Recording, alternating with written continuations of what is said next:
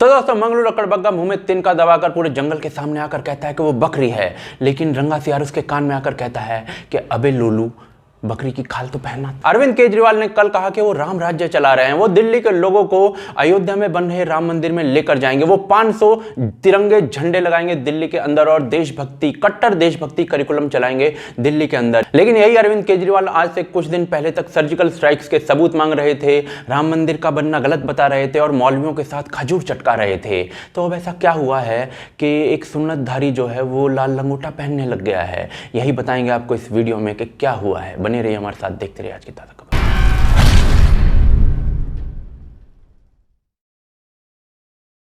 तो दोस्तों कल अरविंद केजरीवाल ने दिल्ली के असेंबली में कहा कि वो दिल्ली के अंदर राम राज्य चला रहे हैं। वो जब राम मंदिर बन जाएगा अयोध्या के अंदर तो दिल्ली के लोगों को वहां पर सरकारी खर्चे पर लेकर जाएंगे। वो हनुमान जी और भगवान राम के पूजक हैं और इसी वजह से उन्होंने 10 पॉइंट गिनवाए कि किस तरीके से वो राम राज्य चला रहे हैं दिल्ली। बात यहीं पर नहीं रुकी, अरविंद केजरीवाल ने साथ में घोषणा की कि दिल्ली के बच्चों को हर रोज 1 घंटे कट्टर देशभक्ति करिकुलम पढ़ाया जाएगा ताकि वो बहुत कट्टर देशभक्त बन सके। दूसरी तरफ दिल्ली के अंदर 500 तिरंगे झंडे लगाए जाएंगे और साथ में कहा कि भाई दिल्ली में नहीं लगेंगे तो क्या पाकिस्तान में लगेंगे। इसके अलावा अगले 75 हफ्तों तक दिल्ली के अंदर स्कूली बच्चों को BR अम्बेडकर और भगत सिंह के बारे में पढ़ाया जाएगा। अब केजरीवाल जी के श्रीमुख से इतना हिंदुत्व और नेशनलिज्म सुनने के बाद तो धरती फट जाए, हम तो आम आदमी हैं एक्चुअल में। लेकिन ऐसा मैं क्यों कह रहा हूं? क्योंकि यही अरविंद केजरीवाल जी कुछ समय पहले तक नहीं चाहते थे कि राम मंदिर बने। जब बाबरी मस्जिद का ध्वंस हुआ तो मैंने नानी से पूछा, नानी अब तो आप बड़े खुश हो गए, अब तो आपके भगवान राम का मंदिर बनेगा। कहती है ना बेटा, मेरा राम किसी की मस्जिद तोड़ के ऐसे मंदिर में नहीं बस सकता।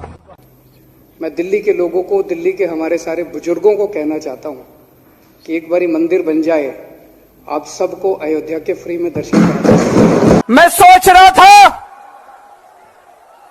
कि अगर Jawaharlal Nehru ji steel authority of India की जगह मंदिर बना देते तो क्या इस देश का विकास हो सकता था? इनफैक्ट केजरीवाल जी जो है 2019 के इलेक्शन से पहले 100 करोड़ सरकारी खजाने से निकालकर हज हाउस बना रहे थे, लेकिन नहीं चाहते थे कि राम मंदिर बने। दूसरी तरफ कुछ इस प्रकार के ट्वीट किए जाते थे 2019 के इलेक्शन से जस्ट पहले, जिसमें हिंदू स्वास्तिक जो है वो भाग रहा है और उसको झाड़ू पीट रही है। बेसिकली शायद वो यही कहना चाहते होंगे कि भाई बीजेपी तो हारने वाली है, लेकिन उसके लिए हिंदू स्वास्तिक की, हिंदू सिंबल की इस तरीके से बेअदबी। और ये पहली बार नहीं था। जिन हनुमान जी की चालीसा पढ़ते हुए सर जी भक्ति दिखा रहे थे, उन्हीं हनुमान जी को कुछ इस प्रकार से राक्षस के रूप में उन्होंने दिखाया था कुछ समय पहले ही। इनफैक्ट इनके जो नेता हैं वो खुलेआम हिंदू डेटीज को गालियां देते थे, आप पढ़ सकते हैं, लेकिन इन पर कोई एक्शन नहीं लिया जाता। दूसरी तरफ सड़कों पर मुसलमानों का मसीहा चिपका मिलता था जब अरविंद केजरीवाल रैली करते थे। उनके उपचुनावों के अंदर जब प्रचार होता था तो ये कहा जाता था कि 1200 साल मुस्लिम समाज ने इस देश के ऊपर राज किया है। यहां तक कि 2019 के चुनाव से पहले एक पर्टिकुलर समाज का नाम लेकर कहा जाता था कि अपने वोट्स को बटने मत देना, को बटने मत देना। कांग्रेस को एक भी हिंदू वोट नहीं मिल रहा, कोई हिंदू कांग्रेस को वोट नहीं दे रहा, केवल मुसलमानों के अंदर थोड़ा बहुत कंफ्यूजन। दूसरी तरफ इशरत जहां और बाटला हाउस के आतंकियों को बचाया जाता था और हिंदू आतंकवाद का मुद्दा उठाया जाता था। वो इंसिडेंट्स एक साथ हुए, एक तो बाटला हाउस एनकाउंटर जिसके ऊपर कई सारे प्रश्न चिन्ह रेज किए गए, और दूसरा जो अभी निकल के आया कि मालेगांव और कई सारे ब्लास्ट्स में हिंदू संगठनों का हाथ था। पहले जो होता था, जैसे कोई ब्लास्ट हुआ, जैसे कोई टेरर अटैक हुआ, वैसे ही इमीडिएटली मुसलमान इसके लिए दोषी हैं ये मान लिया जाता था। एक तो बाटला हाउस एनकाउंटर के ऊपर जो प्रश्न चिन्ह लगे, उन प्रश्न चिन्हों ने ये प्रश्न खड़ा किया कि क्या पुलिस जो बातें बोलती है और जो एनकाउंटर करती है और जो ब्लास्ट के बाद जो थ्योरीज देती है, क्या वो सारी सही हैं? और वो सही नहीं है क्योंकि इन पे कई सारे प्रश्न चिन्ह लगे। इसके अलावा अखलाक की मृत्यु पर टीवी पर कुछ इस प्रकार के ऐड चलाए जाते थे जिसमें साफ तौर पर नाम लेकर कम्युनिटीज का कहा जाता था कि हिंदुओं ने एक मुसलमान को मार डाला। नमस्कार, मैं अरविंद केजरीवाल बोल रहा हूँ। अभी दादरी में कुछ लोगों ने एक मुसलमान को मार डाला। उसकी हत्या के आरोप में पुलिस ने उसी गांव के कई हिंदू परिवारों के बच्चों को गिरफ्तार किया। वहीं आज की डेट में जब कट्टर देशभक्ति करिकुलम दिल्ली के बच्चों को पढ़ाने की बात चल रही है तो दिमाग में आता है कि किस प्रकार से केजरीवाल ने सर्जिकल स्ट्राइक्स के बारे में सवाल उठा दिए थे, किस प्रकार से उनका जो एक एमएलए है पंजाब के अंदर उसने खुले तौर पर रेफरेंडम 2020 की बात की थी खालिस्तानियों के पक्ष में, या फिर किस प्रकार से उन्हीं की एक लीडर ने कहा था कि आम आदमी पार्टी और केजरीवाल खालिस्तानियों के साथ फ्लर्टिंग कर रहे हैं। आज दिल्ली के अंदर 500 तिरंगे लगाने की बात तो हो रही है, लेकिन आज से कुछ समय पहले तक जो नेशनल वॉर मेमोरियल बन रहा था उसे पैसे का दुरुपयोग बताया जा रहा था, या फिर स्टैचू ऑफ यूनिटी के बारे में भी यही कहा जा रहा था। सवाल ये उठता है कि खजूर का पेड़ अचानक से बरगद का पेड़ कब में बन गया, तो उसके लिए हमें थोड़ा पीछे जाना पड़ेगा। 2016 में हम जाते हैं तो 2016 में गुजरात का इलेक्शन लड़ा था अरविंद केजरीवाल और आम आदमी पार्टी ने। वहां पर सब पॉलिटिक्स जानते हैं कि कैसी होती है, तो वहां पर वो सोमनाथ के मंदिर में गए थे। उसके बाद 2017 में केजरीवाल के किसी टेंपल रन की कोई न्यूज नहीं है, 2018 में भी कोई न्यूज नहीं है,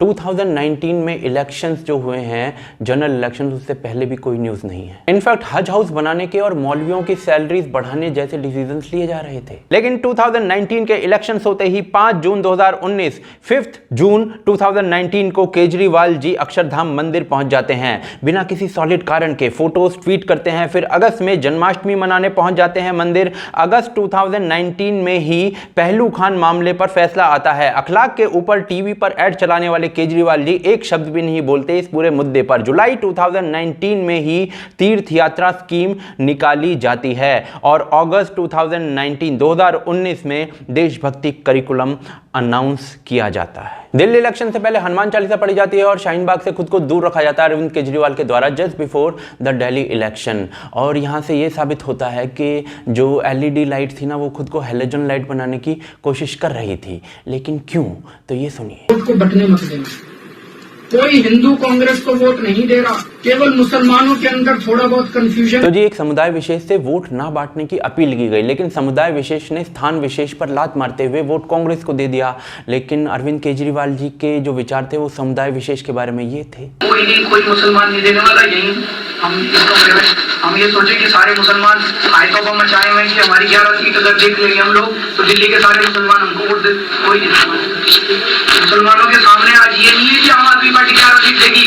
आज मुसलमान हमारे को ये देख रहा है कि मोदी का रथ रोक सकता है तो केवल आम आदमी पार्टी रोक सकती है। बात क्लियर थी कि 2019 का इलेक्शन होने के बाद अरविंद केजरीवाल को लगा कि भाई समुदाय विशेष का जो वोट है अब वो रिलायबल नहीं रह गया है। तो उसके बाद से टेंपल रन चालू किया गया, श्रवण कुमार बनने का सिलसिला चालू किया गया, या 500 झंडे लगाने की अनाउंसमेंट चालू की गई। तो जी सब जो है ना वोट बैंक का मामला है, लेकिन क्या अरविंद केजरीवाल अकेले ऐसा कर रहे हैं? तो जी ऐसा नहीं है, थोड़ा बहुत तो सभी कर रहे हैं। ममता बनर्जी जो है वो चंडी पाठ कर रही हैं या फिर खुद को ब्राह्मण बता रही हैं। दूसरी तरफ कोई जो है वो कोट के ऊपर जनेऊ पहनकर बैठ गया है। सवाल ये है कि ये फेक है या रियल है। तो यदि हम नरेंद्र मोदी को देखते हैं तो 370 हटाने के लिए आंदोलन कर रहे थे काफी पहले, या फिर राम रथ यात्रा निकाल रहे थे काफी पहले। उस समय जो बीजेपी थी वो चुनाव हारती थी, उस समय भी इनका स्टैंड यही था। फिर मुख्यमंत्री बने तो उसके बाद टोपी पहनने से इंकार कर दिया। तो उनका जो पहले स्टैंड था वही स्टैंड आज भी है, लेकिन यहाँ पर पता नहीं क्या चल रहा है, सुन्नत करवाने के बाद लाल लंगोटा पहनकर बैठ रहे हैं। क्या ऐसा करना सही है? तो जी सही गलत पॉलिटिक्स में कुछ होता नहीं है। एटलीस्ट जो अपीजमेंट पॉलिटिक्स हुआ करती थी कभी, वो कम हो रही है इसी बहाने। क्या केजरीवाल को इससे फायदा मिलने वाला है? तो जी कुछ हद तक मिल भी सकता है थोड़ा बहुत, लेकिन यदि वो ये सोचते हैं कि नरेंद्र मोदी जो चुनाव है वो हिंदुत्व और नेशनलिज्म के मुद्दे पर जीत रहे हैं तो वो सरासर गलत है। एक दूसरे वीडियो में मैंने डिटेल में ये चीज समझाई थी, लेकिन एक एग्जाम्पल से फिर से समझाता हूँ। 1972 में भारत के अंदर हर गांव के अंदर पाइप से और नल से जल पहुंचाने की हर घर के अंदर स्कीम की शुरुआत हुई, लेकिन 2019 तक इस स्कीम का यह हाल था कि 17% भारतीयों के पास, चाहे वो शहर में हो गांव में हो, उनके पास तक ही नल से जल पहुंचा था। 2019 में नरेंद्र मोदी ने अनाउंस किया कि वो हर घर में नल से जल पहुंचाएंगे 2024 तक, और आज 2021 है, 2021 है। तो इस स्कीम का हाल ये है कि जो 17% 2019 में आंकड़ा था वो अब 36% तक पहुंच चुका है। 1972 से 2019 तक सिर्फ 17% लोगों के पास नल से जल पहुंचा, और 2019 से 20 तक ये आंकड़ा 36% तक पहुंच गया। तो अब मुझे ये समझाइए कि जिन लोगों को नल से पानी मिल रहा है उनके घरों में, तो वो वोट क्यों नहीं देंगे? और अगर आपको अब भी समझ में नहीं आ रहा है तो अपने घर से जो है नल का निकाल दीजिए और 10 दिन बिना नल के जी के दिखाइए, आपको समझ आ जाएगा। और यही जो चीज़ें हैं वो गैस के बारे में, बिजली के बारे में, या फिर शौचालय के बारे में और भी अन्य चीज़ों के बारे में हुई है।